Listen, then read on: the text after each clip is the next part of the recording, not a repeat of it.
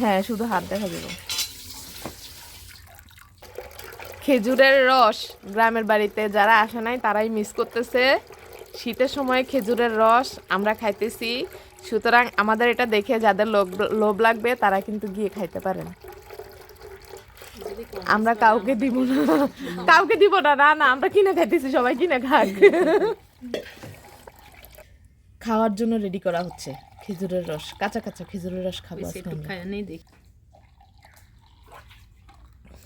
অন্য কাউরে করার দরকার নেই। বিসমিল্লাহ।